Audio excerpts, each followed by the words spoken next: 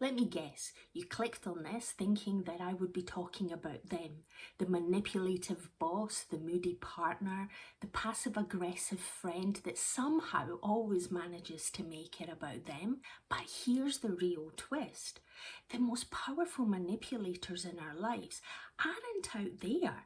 They are in here. That inner voice that whispers, you've got to be perfect or you'll lose their approval. The one that panics when you want to rest, calling you lazy. The part that says, sure, you can relax once you've completed that presentation for work, done the washing and gone for food shopping. In this video, I'm going to show you how to stop these voices from running the show. For years, I thought there was something wrong with me. I used to host annual Greek Easter feasts where I would plan, prepare and cook days beforehand. On the outside, I looked like I had it all together. I was the perfect hostess.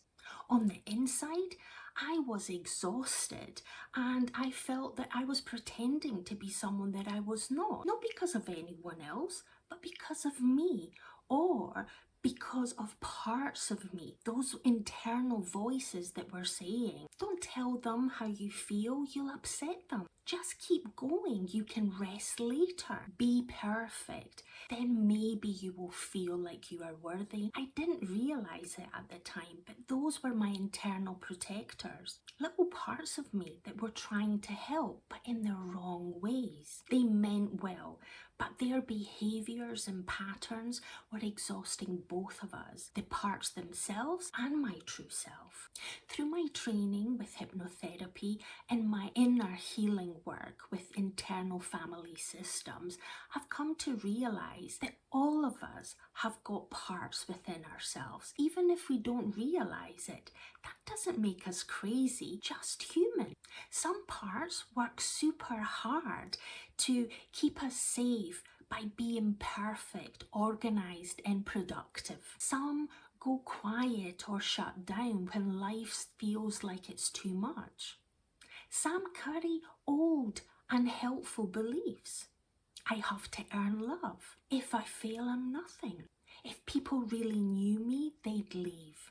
These parts aren't bad.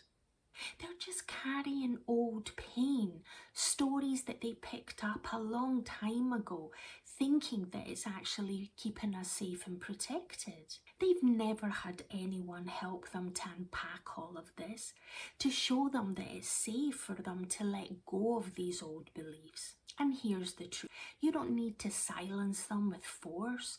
You don't need to judge them or exile them. You simply need to listen with curiosity and kindness. Next time you feel guilt, frustration, anxiety, pause. Ask, who's that talking right now? Is it your perfectionist or is it the part that hates conflict?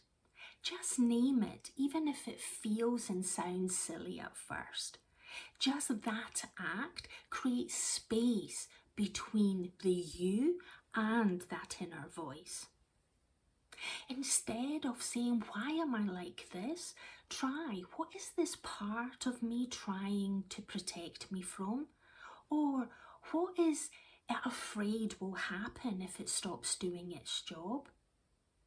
Those questions will shift you from shame to compassion, and when parts feel understood, they soften.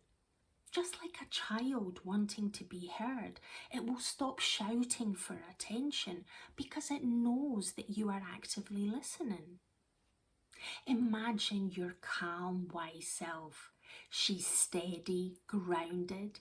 She knows that her worth isn't dependent on performance. Let her speak to that overwhelmed part. Say thank you for trying so hard, but you no longer need to carry this alone. How can I help you to unburden yourself from what you've been carrying for so long? When you lead with love, your inner world starts working with you and not against you. For me, these 3 steps changed everything. I used to binge eat after stressful meetings, not because I loved how sugar or chocolate made me feel, but because there was a part of me that wanted to numb the pressure it was feeling to constantly keep it all together. This wasn't about food, it was about comfort. A habit that I started in my childhood when I would be bribed to do things I didn't want.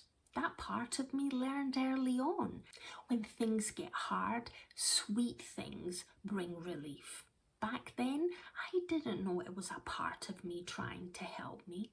But when I stopped fighting that part and started listening to it, that's when things changed. It wasn't asking me to be better or be more disciplined. It just wanted me to slow down, to do things I enjoyed, to meet my own needs and not ignore them. I found peace, not because life became easier, but because I stopped being at war with myself. Now when I rest, I don't feel lazy, I feel wise. When I say no to overeating, it's not willpower, it's self-leadership. And when I speak up or set boundaries, that isn't selfish. That is me finally showing up for me. And that's what true leadership looks like. Not controlling yourself, but caring for all parts of you. Let this reminder sink in. You are not broken. You are beautifully complex.